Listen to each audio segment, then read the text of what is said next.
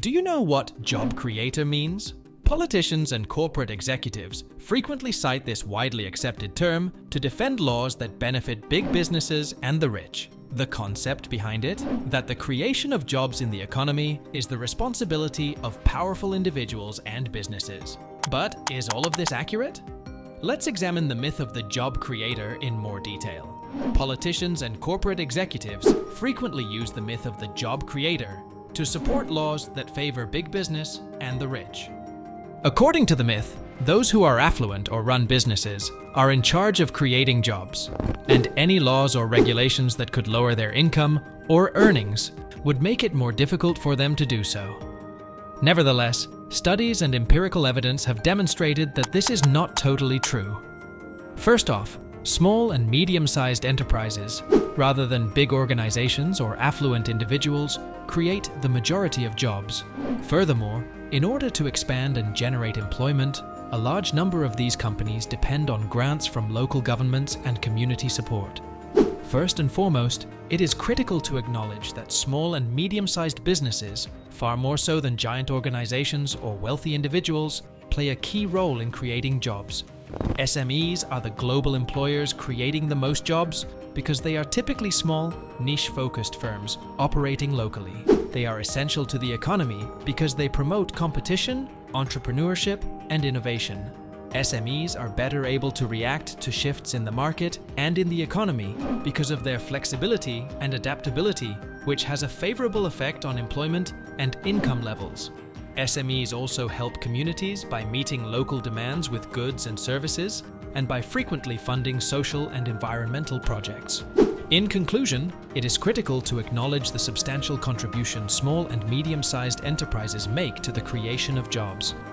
Their success is essential to the prosperity of communities around the world, and they are essential to economic growth and sustainability. Myths about job creators have been propagated by both political parties, and both have false impressions of them.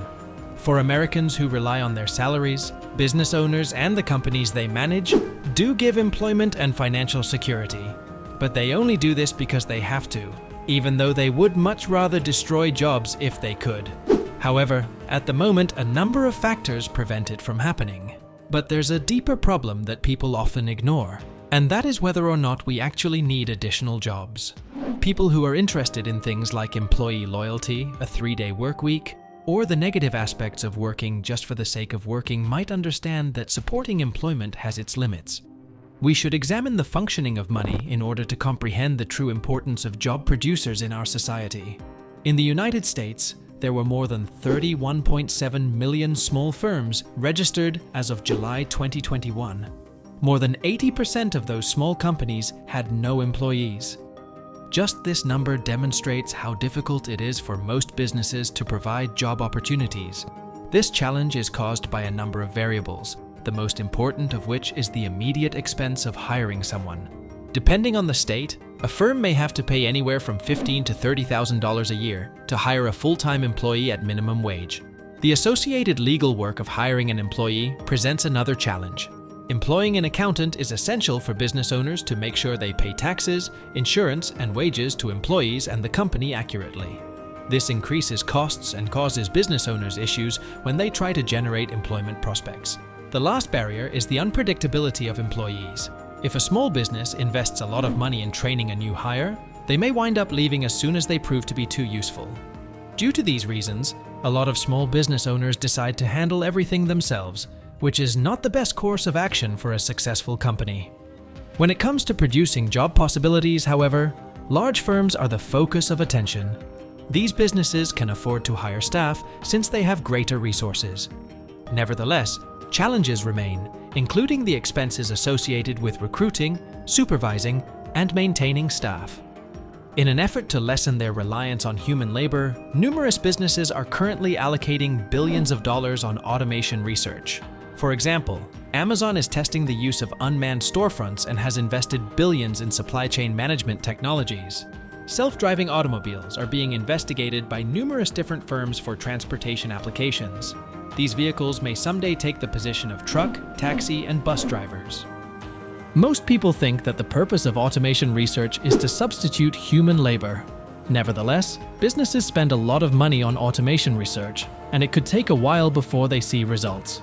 These businesses want to invest in capital assets, lower labor expenses associated with staff management, and do away with the unpredictable nature of human labor. Companies invest in capital assets that will have tax-deductible depreciation schedules and provide predictable returns over the course of their operating lives, rather than paying salaries. Because businesses may shift the value from cash to equipment and reduce continuing expenses, investors frequently choose the latter choice. Investors are willing to take that risk even if it might not always be the best financial choice. These businesses ultimately want to boost output while cutting expenses and operational hazards, and automation research is the only way to make this happen. In conclusion, a number of barriers, including hiring expenses, legal requirements, and employee unreliability, make it difficult for small enterprises to offer positions. On the other hand, big businesses spend money on automation research to lessen their reliance on human labor. The ultimate objective is to transform expensive and uncertain human labor into predictable, effective, and productive capital assets. Investors gain from this change as it lowers operating expenses and risks while increasing productivity and efficiency. Tens of thousands of people working for successful business owners. Is that truly a good thing? Even if it could appear like a good thing, value creation against value destruction must be considered when evaluating the creation of jobs. When a store or city hall is vandalized, someone has to be hired to clean up the mess and take down the graffiti. But this work is about fixing damage, not adding value. This is referred to as duct taping in David Graeber's book Bullshit Jobs, or the broken window fallacy in economics. Put another way, although essential, these jobs don't boost the economy. Creating jobs that benefit society as a whole must be the goal, not only fixing problems. In the end, it would be to everyone's advantage if these kinds of occupations were unnecessary.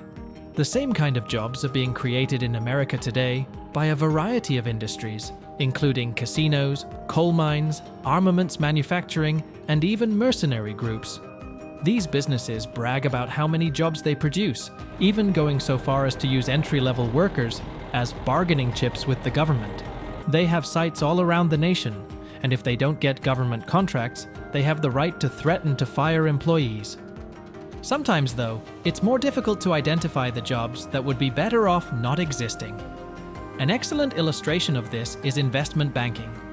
Despite having advanced degrees in computer science, physics, medicine, and chemistry, many investment bankers nevertheless decide to work in the field because quantitative analysis pays more. Their work generates income, but it doesn't benefit society in any way. If there were no investment banking positions, people could use their expertise and abilities to more useful fields. The public believes two falsehoods about those who generate jobs. Either they are unsung heroes who make millions of Americans' lives easier, or they are smug employers who take advantage of their employees and use them as props for their own kindness. In actuality, those who create jobs do not create jobs per se. Rather, they establish systems. For example, Jeff Bezos developed a system that offers web hosting and an easy-to-use online buying platform. Therefore, it is critical to pay attention to the institutions that produce these jobs, even as it is imperative to recognize the significance of work in our modern economy. We should honor inventors who develop systems that improve society rather than those who just produce jobs. Furthermore, it's not always a good idea to create jobs just for the sake of creating jobs. Instead, long-term value can be produced by creating jobs in sectors that have a positive influence. The ultimate objective is to foster development and establish a sustainable economy that is advantageous to all members of our society. Amazon is part of a global network beyond the company, built up by Jeff Bezos, even though he's no longer CEO. He collaborated with his COO, appointed regional directors to oversee sales agents, leading to tiered hiring and independent companies hosting their websites without making server hardware purchases. Jeff Bezos designed systems for revenue generation without relying on too many employees or cost centers. These systems benefit society and require a small number of workers. The efficacy of a company lies in designing structures that optimize earnings while reducing unfavorable consequences. Bezos leads Amazon as a prime example of this strategy. CEOs and lobbyists would reduce expenses by firing salaried employees. But designing a long-lasting structure is crucial. Some systems use large-scale recruitment that damages society, while others benefit society with minimal personnel. Bezos' system showcases that the wealthiest businessmen design systems, not jobs. This video offers a new view on the myth of the job creator. Business success is a group effort, not solely dependent on wealthy owners. Supporting sustainable economic policies is vital. Let's challenge prevailing narratives and work toward an equitable future that values all contributions. Thanks for watching. Kindly like, share, and subscribe to our channel.